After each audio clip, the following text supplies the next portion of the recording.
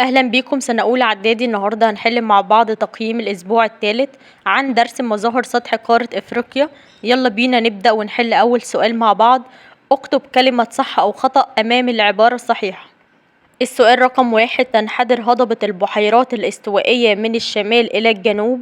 غلط طبعا، لأن هضبة البحيرات الاستوائية بتنحدر من الجنوب للشمال. السؤال رقم 2: يمتد الأخدود الإفريقي العظيم في غرب قارة إفريقيا.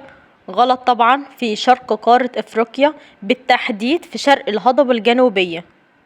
السؤال رقم 3: تكونت جبال كينيا وجبال كليمنجارو نتيجة الثورانات البركانية. يعني الجبال دول من أنواع الجبال البركانية اللي هو جبل كينيا وجبل كليمنجارو. أيوة طبعا صح. السؤال الثاني: اختر الإجابة الصحيحة مما بين القوسين. السؤال رقم 1: توجد هضبة الشطوط في دولة نقط، نيجيريا ولا مالي ولا الجزائر ولا أنجولا؟ معروفة أن هضبة الشطوط موجودة في دولة الجزائر، والسؤال ده مهم. السؤال رقم 2: تعد بحيرة فيكتوريا أحد البحيرات العذبة الموجودة بهضبة نقط، البحيرات الاستوائية ولا الحبشة ولا الجنوبية ولا شمال إفريقيا؟ بحيرة فيكتوريا موجودة بهضبة البحيرات الاستوائية. 3: استعن بالخريطة لتتعرف أي من الدول الآتية يوجد بها واحة الجوف. احنا حافظينها، واحة الجوف في ليبيا من غير ما تبص على الخريطة خالص، يبقى الإجابة ليبيا. السؤال الثالث: بما تفسر تعد هضبة الحبشة المنبع الموسمي لنهر النيل؟ هتقوله بسبب سقوط الأمطار عليها في فصل الصيف. 2: ما النتائج المترتبة على يعد جبل كليمنجارو أعلى قمة جبلية في إفريقيا؟ ده هيترتب عليه تكون الجليد فوق قمته. 3: بما تفسر تعد هضبة البحيرات الاستوائية المنبع الدائم لنهر النيل بسبب سقوط الأمطار عليها طوال العام. 4: حدد الأثر الناتج عن، يعني ما النتائج المترتبة على ارتفاع قمة جبال دراكنزبرج في جنوب إفريقيا. ده هيؤدي إلى تكون الجليد فوق قمته. يلا بينا نحل الامتحان التاني. السؤال الأول: اكتب كلمة صح أو خطأ. السؤال رقم 1: يعد البحر المتوسط وخليج السويس أجزاء من الأخدود الإفريقي العظيم. غلط طبعا، لأن البحر الأحمر وخليج عدن وخليج العقبة هي اللي أجزاء من الأخدود الإفريقي العظيم، مش البحر المتوسط وخليج السويس. غلط. 2: تعد الصحراء الكبرى بهضبة شمال إفريقيا أكبر صحاري العالم. صح طبعا. 3: تقع هضبة البحيرات الاستوائية في غرب قارة إفريقيا. هضبة البحيرات الاستوائية بتقع في وسط قارة إفريقيا، فالإجابة هنا هتكون غلط. 4: جبل شايب البنات في مصر أعلى قمة جبلية في سلسلة جبال البحر الأحمر. صح طبعا. السؤال الثاني: بما تفسر تمتاز هضبة الحبشة بخصوبة تربتها. السؤال ده حفظ بسبب الطفوح البركانية. ما النتائج المترتبة على سقوط الأمطار على هضبة البحيرات الاستوائية طوال العام؟ ده هيترتب عليه إن هضبة البحيرات الاستوائية هتصبح المنبع الدائم لنهر النيل. السؤال الثالث: اختر الإجابة الصحيحة مما بين القوسين.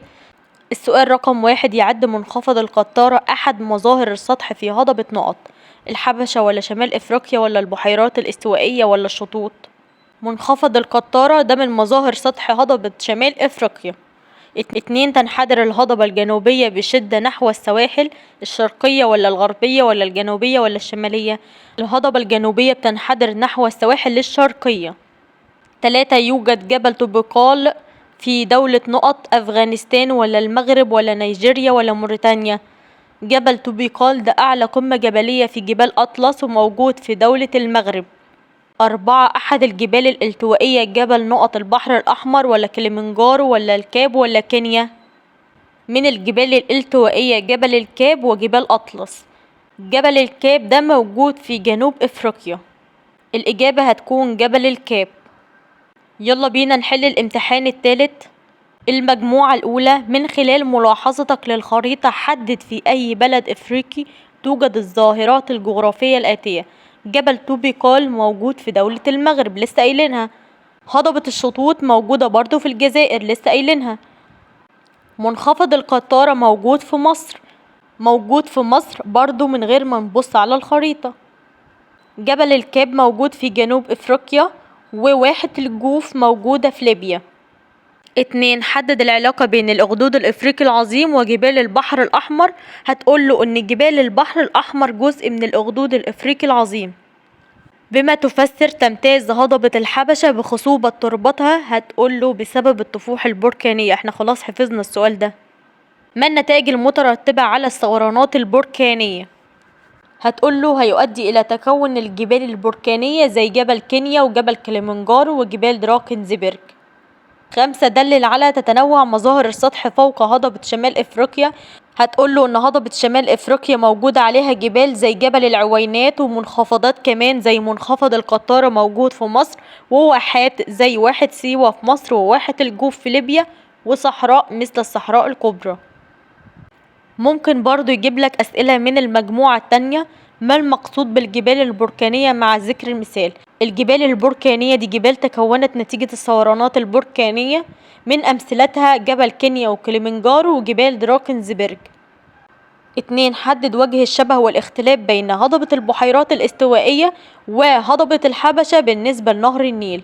أول حاجة هتقوله إن هضبة البحيرات الاستوائية دي المنبع الدائم لنهر النيل، وهضبة الحبشة المنبع الموسمي لنهر النيل. 3 بما تفسر تعد هضبة أثيوبيا المنبع الموسمي لنهر النيل. هتقوله لأن أمطارها تسقط في فصل الصيف. 4 ماذا كان يحدث إذا لم تسقط الأمطار على هضبة البحيرات الاستوائية طوال العام؟ احنا هنا بننفي الإجابة. هتقوله لم تصبح المنبع الدائم لنهر النيل. 5 حدد النتائج المترتبة على خصوبة التربة في هضبة الحبشة. ده هيؤدي إلى قيام الزراعة وكمان قيام الحضارات القديمة في أثيوبيا. المجموعة الثالثة ما النتائج المترتبة على امتداد الأخدود الإفريقي العظيم في شرق القارة لمسافة 5600 كيلومتر تقريبا. ده هيؤدي إلى تكون البحر الأحمر وخليج عدن وخليج العقبة. 2 بما تفسر أهمية بحيرة فيكتوريا. هتقوله بتخرج منها مياه نهر النيل طوال العام. 3 حدد الأثر الناتج عنه. يعني هنا قصده ما النتائج المترتبة على وجود أعلى قمة جبلية بجبل كليمنجارو. ده يؤدي إلى تكون الجليد فوق قمته رغم وقوعه في المنطقة الاستوائية الحارة. 4 قارن بين كل من الجبال الالتوائية والجبال الانكسارية والبركانية من حيث اسم أعلى قمة جبلية في كل منهما مع ذكر مثال لكل منهما. الجبال الالتوائية هما جبلين، جبال أطلس وجبال الكاب، وأعلى قمة جبلية في جبال أطلس جبل طوبيقال. أما الجبال الانكسارية دي جبال البحر الأحمر بس، وأعلى قمة جبلية فيها موجودة في مصر جبل شايب البنات.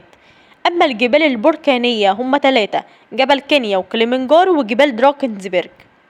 وأعلى قمة جبلية في الجبال البركانية جبل كليمنجارو. حدد اسم الهضبة التي تعد مصر جزء منها.